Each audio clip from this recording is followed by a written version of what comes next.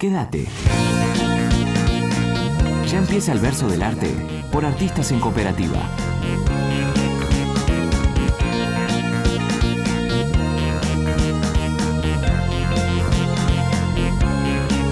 A lo lejos. Buenas noches, aquí estamos nuevamente en el verso del arte. Quienes hacemos este programa somos Artistas en Cooperativa. Paula Otegui, Noelia Farías, Balbina Leitauler, hoy también nos acompaña Marisa Domínguez y quienes habla Florencia Fresquina. En la operación tenemos a Ariel Fronte y queremos agradecerles por sintonizar esta radio. Sabemos bien que podrían estar escuchando otro programa y sin embargo nos están dando el privilegio de acompañarlos. Recién termina el 20 de junio, Día de nuestra bandera, y yo me quedé pensando que hay muchas maneras de honrar a la bandera y desde nuestro lugar elegimos el compromiso de difundir a los artistas argentinos, a nuestros artistas, para que ustedes los conozcan mejor. Así que así arrancamos este programa número 8. Quienes quieran comunicarse con nosotros pueden hacerlo. Artistas en Cooperativa Facebook o a nuestro mail artistasencooperativa@gmail.com. Presentamos entonces a nuestro artista invitado de hoy. Alejandro Thornton, amigo de la casa. Vamos a charlar un poco de su actividad, que nos va a contar un poco quién es, qué hace, proyectos a futuro.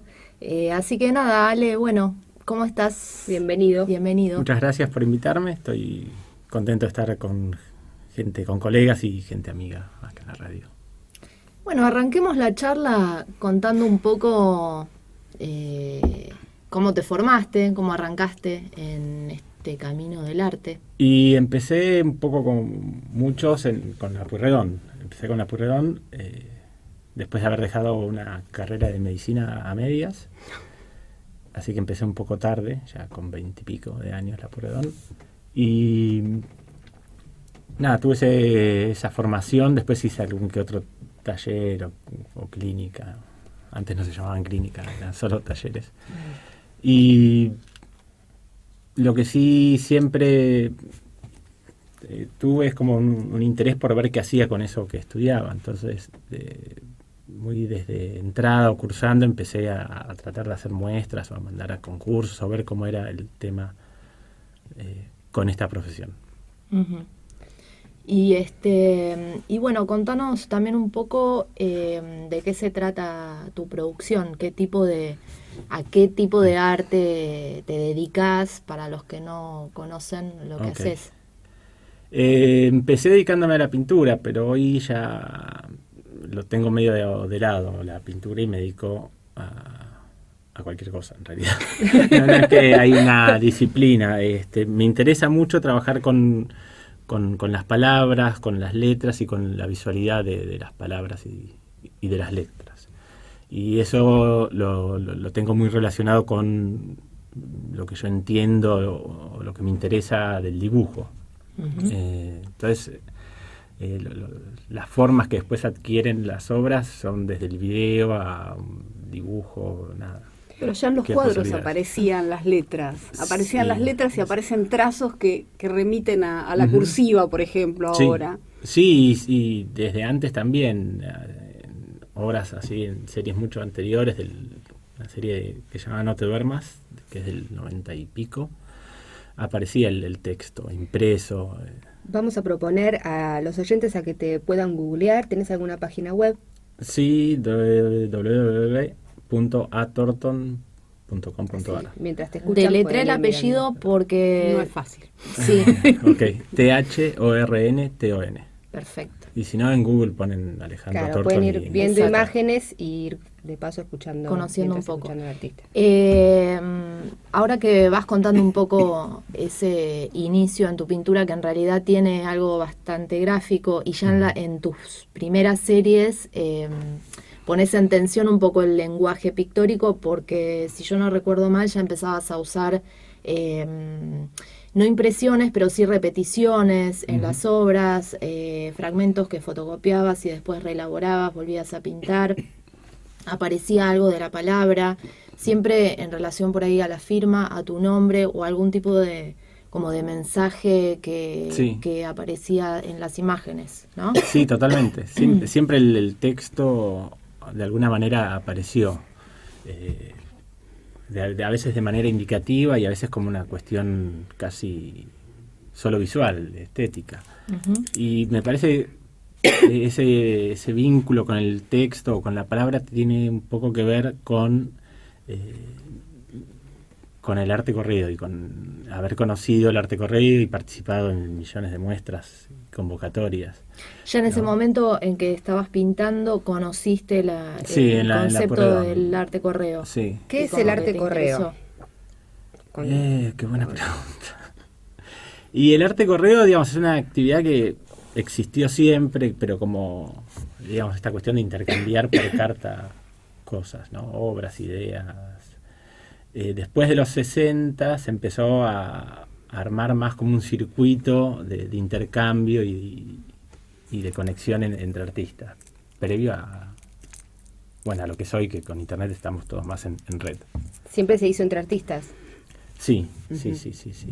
Y es una red que funciona a nivel mundial, ¿no? Entonces ahí yo empecé a interesarme por la palabra, en la medida en que me mandaba cartas. Pensar en cartas era pensar en texto, pero en realidad mandábamos dibujos de intercambio o de apoyo a alguna convocatoria o alguna movida. Y yo creo que en ese punto empecé a tener más idea o a mayor conexión con la visualidad de las palabras. Claro, en esas de cartas... pronto el alfabeto es algo que teníamos en común, más allá del idioma con otros. Y el interés visual. Entonces como que me parece que se mezclaba en el diálogo visual lo que eran las letras como dibujo, uh-huh. El dibujo como elemento gráfico. Era como un elemento gráfico. Cosas en común a compartir. Bueno, tenemos un alfabeto común, no el idioma, intereses y el lenguaje común también de lo visual, de lo plástico. Y me parece que por ahí me agarró a mí el cruce. También tiene algo de particular el arte correo, que vos mandás esa pequeña obrita y se la queda una persona, no vuelve.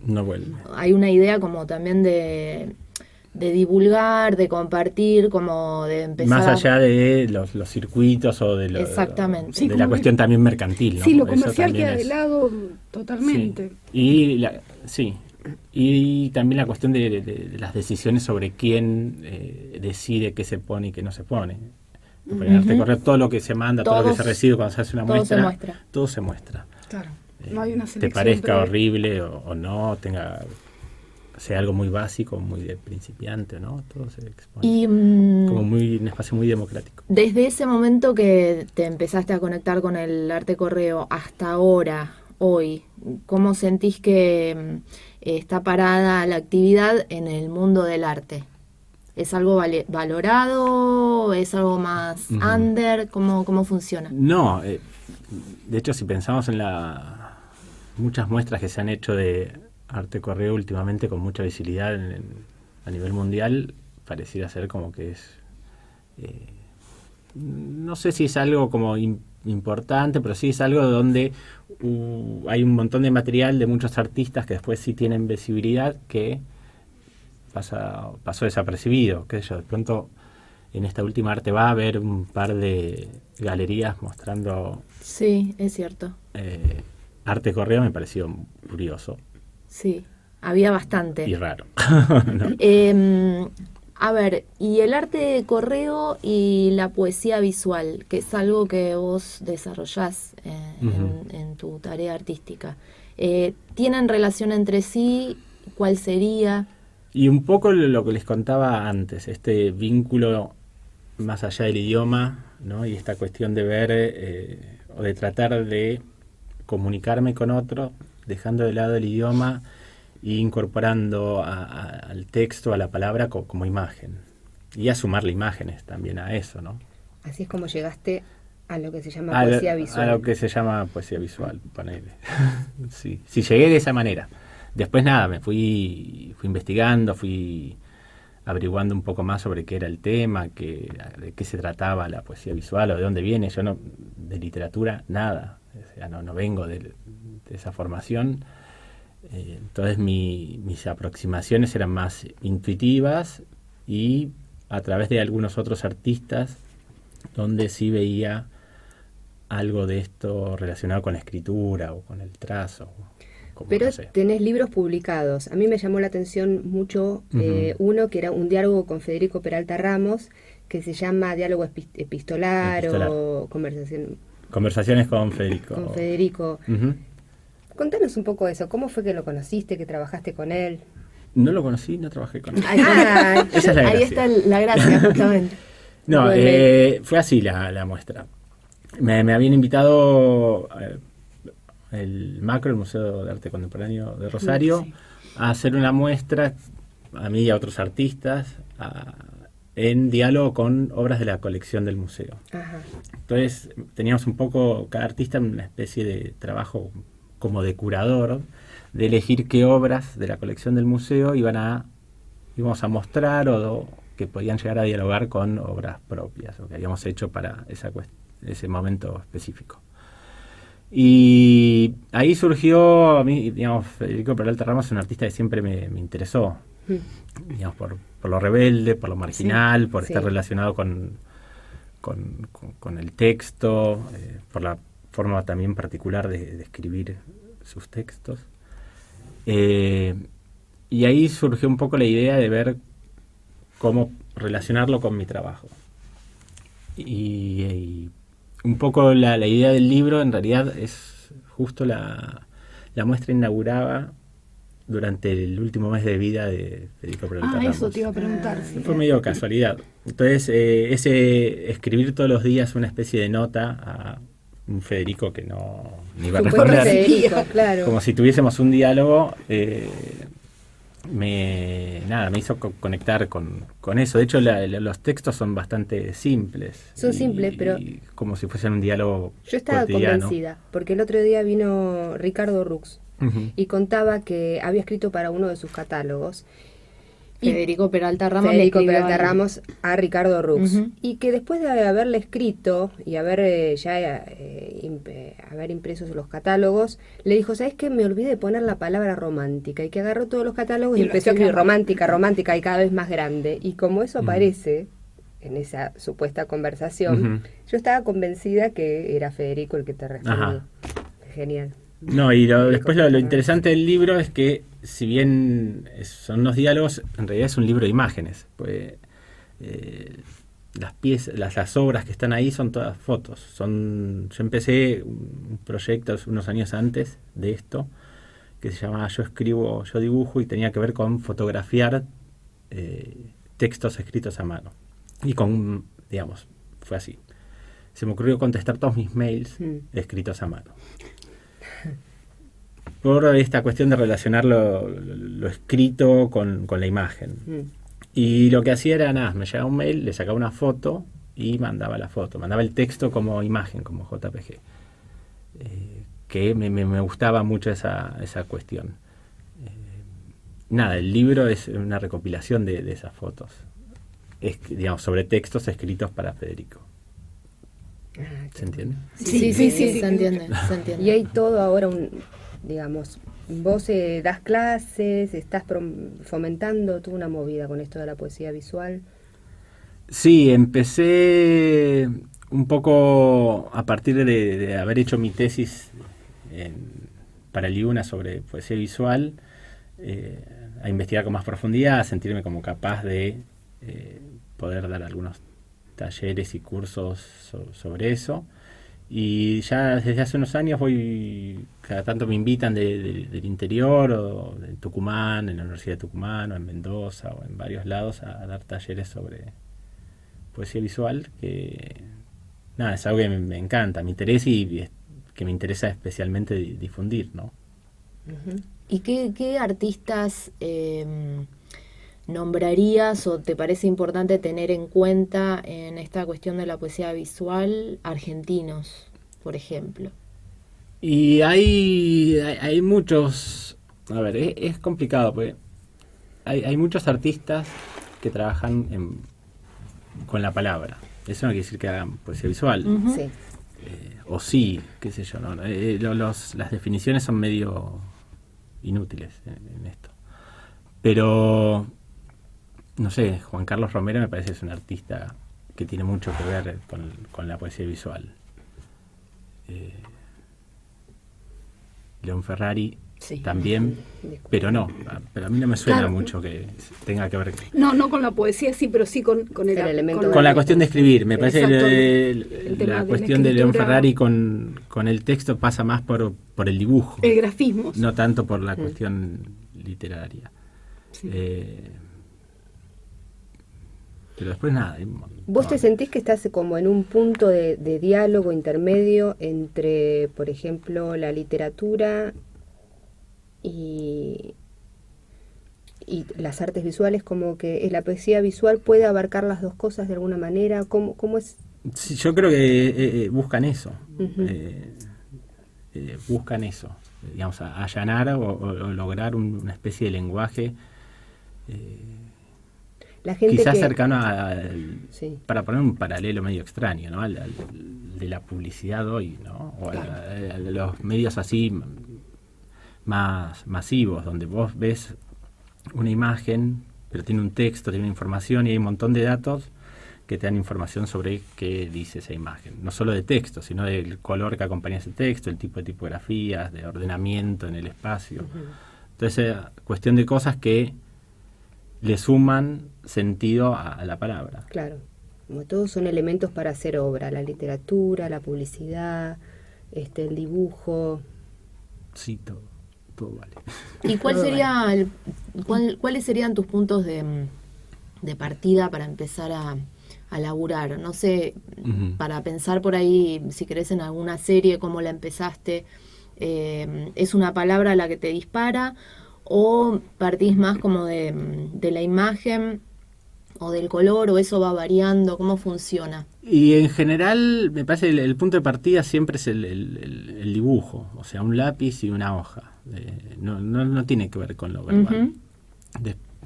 Parte de la imagen o del garabateo en una hoja. Eso después se empieza a verbalizar en la medida en que uno trata de conceptualizarlo, de ver por dónde va, pero es más intuitivo y sensible el comienzo. Después a veces se hace frío y verbal. Y aparte de ser la letra que inicia tu nombre, la letra A, ¿qué connotación tiene para vos? Es bonita. ¿Te gusta gráficamente eso? Sí. Es una linda forma, ¿no? Es una linda forma. Después coincide con mi nombre y también el hecho de que es la letra en el castellano la más usada. Entonces también me pareció que es el comienzo del alfabeto. Claro. Entonces, como para empezar a trabajar, aparte yo soy mucho de trabajar con la repetición o medio obsesivo con los trabajos, entonces hasta que no agoto algo, sigo, insisto. Pero bueno, hoy estás también laburando un montón con el tema del video. Sí. ¿Y ahí también se involucra la cuestión de la palabra o no? Sí, de la palabra y del lenguaje. Me parece un poco lo que me interesa, y también con las mezclas estas de lenguajes, del visual y el verbal, o el del video, es tratar de ver un poco cuáles son sus reglas y ver qué variantes hay para ensancharlas o evadirlas, esas reglas. Qué sé yo, no sé, la palabra escrita tiene una sintaxis, una forma de escribir. Entonces, tratar de buscar distintas formas o de romper esas reglas me parece que es lo interesante y es lo que puede llegar a crear otras formas de pensamiento, ¿no? Un poco el lenguaje lo que tiene es que al ser una convención entre dos o más, como para entendernos, establece cierta forma de pensar, ¿no? Cierta lógica de pensar. Entonces tratar de jugar con eso me parece que amplía los horizontes. ¿Aparece solo la palabra escrita o aparece también el sonido, la voz? en los videos? No, aparece la palabra escrita. Con la voz todavía no me metí.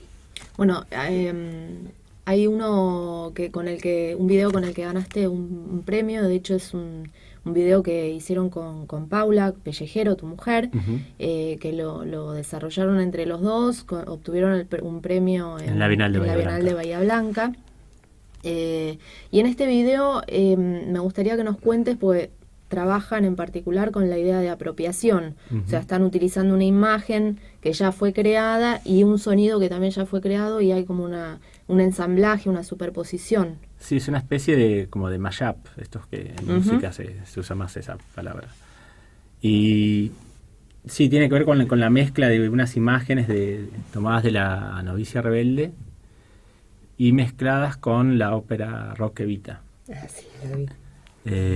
Y un poco la idea de ese trabajo surgió un poco de mi infancia. Yo cuando era chiquito me iba a dormir y me ponía música, tocadiscos. Y había unos discos de mierda en mi casa. Palito Ortega, no sé, horribles. Todos Palito Ortega, los domingos a la tarde, la película de Sandro, de Palito Ortega. Bueno, sí, esa las cosa conocemos de memoria, muchachos como yo. La sonrisa de mamá. Y una de las cosas que, digamos, la película la había visto en ese momento, y una de las músicas que me ponía para dormir era la ópera rock Evita, que me gustaba porque era rock, decía la tapa del disco decía ópera rock, y hablaba de Argentina, de los descamisados, de Perón, de Evita, que no tenía la menor idea de quiénes para que eran. te vaya entrando, pero era nada, escuchar una música que me parecía copada y que hablaba de alguna manera de nosotros, por más que después eso estaba muy lejos, ¿no? Y nada, ahí surgió ese vínculo entre las imágenes y la música. Y después también de muchas cosas en común, ¿no? En la película la chica se enamora de un general, viene del interior a la ciudad. Claro, hay muchos puntos de encuentro. Sí, las imágenes son muy, muy Bariloche. Claro, una cuestión sí, también que parece cercana, ¿no? ¿Trajiste música? Traje música, sí, traje un par de canciones. ¿De la película? De la película, no. Pero nada, traje un par de canciones. Un tema de Nick Cave, que lo vengo redescubriendo este año y que me gusta muchísimo. Y después una canción. Después nos contás del otro, ¿no? Okay. Claro, esto es música que escuchás para trabajar. ¿Te gusta escuchar música cuando trabajas? Sí, la música está presente siempre. Pero es música que me gusta escuchar, no la uso para trabajar. Vamos entonces con, primero, Into My Arms.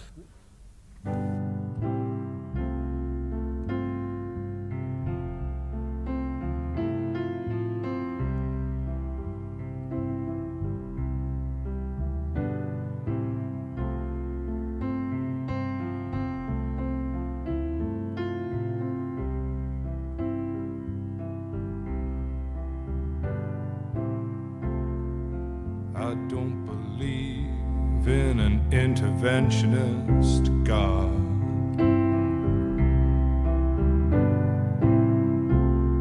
But I know, darling, that you do.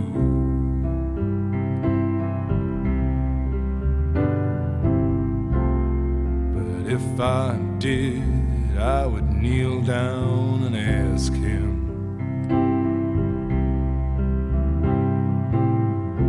not to intervene when it came to you. Well, not to touch a hair in your head, leave you as you are. If he felt he had to direct you, then direct you into my arms. Into my arms, oh Lord, into my arms, oh Lord, into my arms, oh Lord, into my arms. And I don't believe in the existence of angels.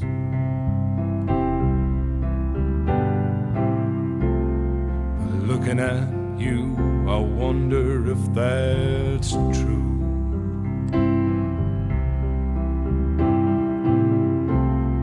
But if I did, I would summon them together.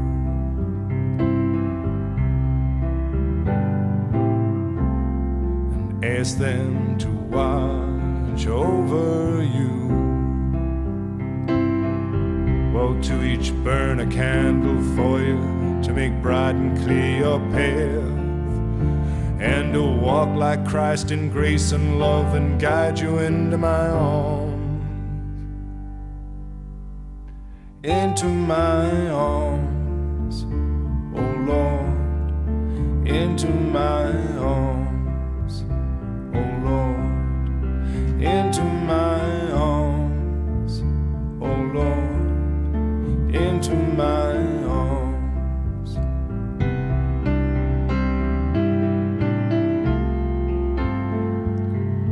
But I believe in love,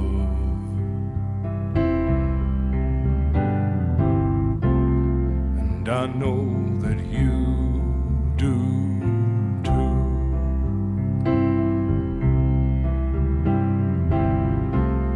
And I believe in some kind of path